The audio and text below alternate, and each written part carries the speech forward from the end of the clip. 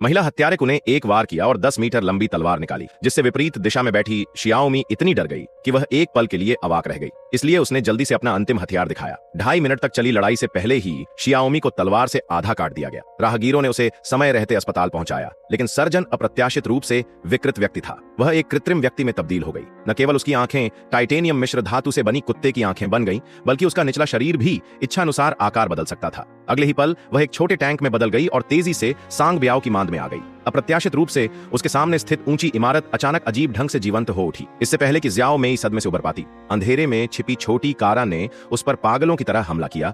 लेकिन वह नहीं जानती थी कि ज़्याओमी न केवल गोलियों का सामना कर सकती है, बल्कि हमलों का विरोध भी कर सकती है। यह देखकर कि तीनों पहले ही गिर चुके हैं, ज़्याओमी ने गति बढ़ा दी और विशालकाय की ओर भागने की कोशिश की, लेकिन एक लेजर किरण अचानक उसकी ओर बढ़ी। सौभाग्यवश वह समय रहते इससे बच गई। फिर वह सीधे दुश्मन की मांद में कूद गई, लेकिन उसे उम्मीद नहीं थी कि सांग ब्याओ लंबे समय से इंतजार कर रहा था। यह देखकर कि उसकी बहन एक मानव निर्मित व्यक्ति में परिवर्तित हो गई है, उसने बिना कुछ कहे उस पर भयंकर हमला बोल दिया। ज़्याओमी के पास अपना हथियार सक्रिय करने के अलावा कोई विकल्प नहीं था। एक पल में उन दोनों में कड़ी लड़ाई हुई, लेकिन ज़्याओमी ने हर जगह दया दिखाई। जाहिर है उसकी बहन का कोई मुकाबला नहीं। इस समय ज़्याओमी को अचानक एक विचार आया और उसने अपनी बहन की अंतरात्मा को जगाने के लिए बचपन की यादों का इस्तेमाल किया। सांग बियाओ इतना क्रोधित हो गया कि वह जापान को नष्ट करना चाहता था। इसलिए दोनों बहनों ने जल्दी से एक साथ मिलकर उसे एक मुक्का मार कर गिरा दिया। अंततः वातावरण आतिशबाजी में बदल गया।